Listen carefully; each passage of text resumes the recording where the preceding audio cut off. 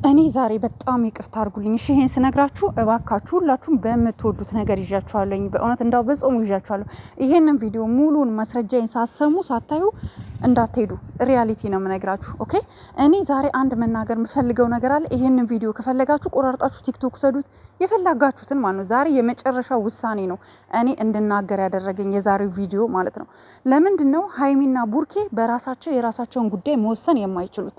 ለምንድን ነው በዛ ደረጃ ቡርኬ ጎድቶኛል፣ ደብድቦኛል፣ ቡርኬ ጉዳት አድርሶብኛል ብሎ እህቱን ነጥቆ ከቤት ያስወጣት ኤፍሬም እያለ አሁን ደግሞ ዛሬ ለምንድን ነው ኤፍሬምን አግኝቶ ማነጋገር የፈለገው? ለምንድን ነው? እኔ ያልገባኝ ነገር ለምንድን ነው ሁሉ ጊዜ እዛው ላይ ተመልሳችሁ እዛው ላይ የምትገናኙት? ለምንድን ነው አልገባኝም። እኛ የምንጨነቀው እኛ የምናስበው ስለ እናንተ የምናለቅሰው ነገር ምንም ነገር አይመስላችሁም ወይስ ምንድን ነው? አልገባኝም። ቡርኬ ለምንድን ነው መሀላችሁ ላይ ሰው የምታስገቡት? አንዴ ፍፄን ታመጣለቅ፣ አንዴ ለእናንተ የሚጠቅማችሁና የማይጠቅማችሁን ሰው አታውቁም እንዴ? ቡርኬ እንዴ ምንም ሺ ጊዜ ወንድሟ ቢሆን እኮ ከአንተ ህይወት እኮ ይዟት ሄደው እኮ ኤፍሬም ነው አይደለ? ዛሬ ግን ደግሞ ድጋሚ ኤፍሬምን ጠርተከው፣ ለዛው እሱ ራሱ እኔ እንጃ የምትግባቡ አይመስለኝም ምናምን እያለ ማለት ነው። ስቲል አሻጥሩን እየሰራ ማለት ነው። ገባክ? በጣም ነው ማዝ ነው።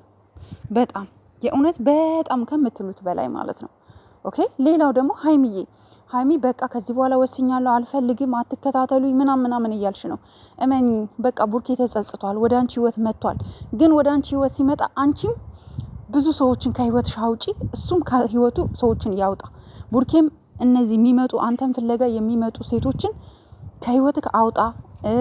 እነዚህ ደግሞ ሴቶቹ ሲመጡ ቤትክ ድረስ እየጎተቱ ይዘው የሚመጡትንም ወንዶች ዘመዶችክም ቤተሰቦችክም ቢሆኑ ጓደኞችክም ቢሆኑ ከነሱ እራቅ። የእናንተ ህይወት ላይ የሀይሚና የቡራ ህይወት ላይ ማንም ሊወስን አይገባም። ማንም የእናንተን ህይወት የሚመሩት እነ ኤፍሬም ናቸው እንዴ? የእናንተን ህይወት የሚመሩት እነ ፍፄ ናቸው እንዴ?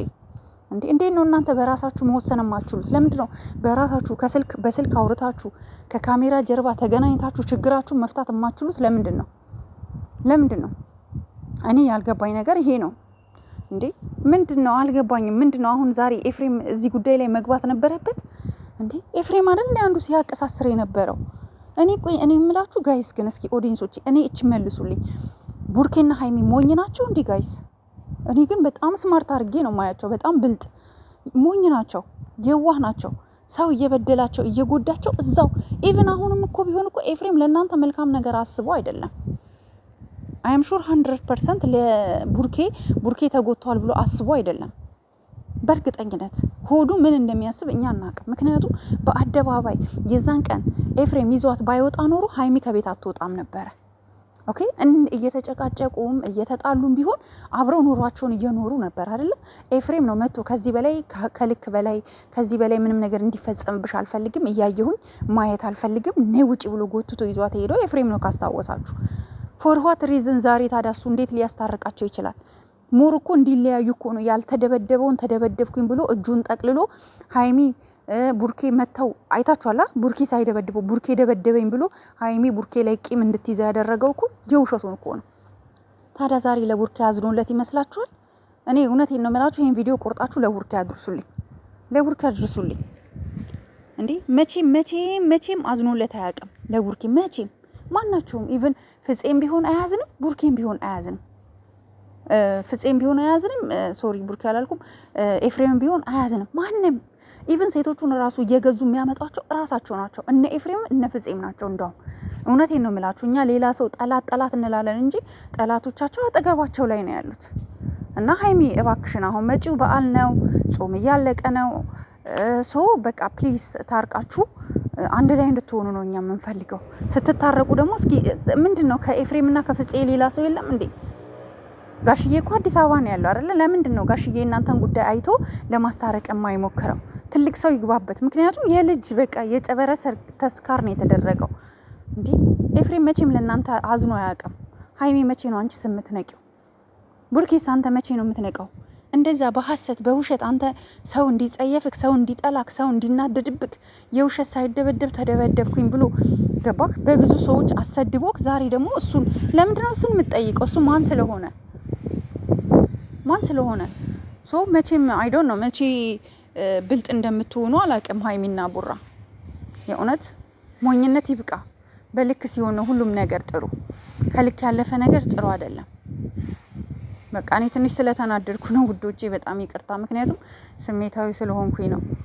ማለት በቃ ልክ አለው። ከልክ ሲያልፍ ሁሉም ነገር ያስጠላል የእውነት። እና አሁንም ቢሆን ሀይሚም አስቢበት። ማሰቡ ተገቢ ነው። አስቢበት የእውነት ይቆጭሻል።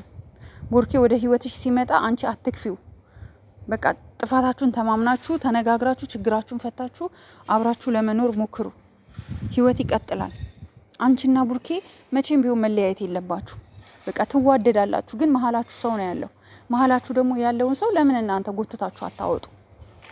በቃ አያስፈልጓችሁም። ችግራችሁን ራሳችሁ መፍታታችሁ ነው። አሁን በሰለጠነ ዘመን ሰው በጠረጴዛ ዙሪያ ቁጭ ብሎ በሀሳብ ልዩነት ተማምኖ ችግሩን ፈቶ ህይወቱን ይቀጥላል። ይሄ ነው እኔ እንደ ሀሳብ ላቀርብላችሁ የምችለው።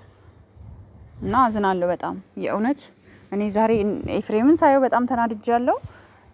በቃ ቡርኬ አይ ዶንት ኖ መቼ እንደምትነቃ፣ መቼ ወደ ራስክ እንደምትመለስ፣ መቼ ለራስክ እንደምታስብ ባላቅም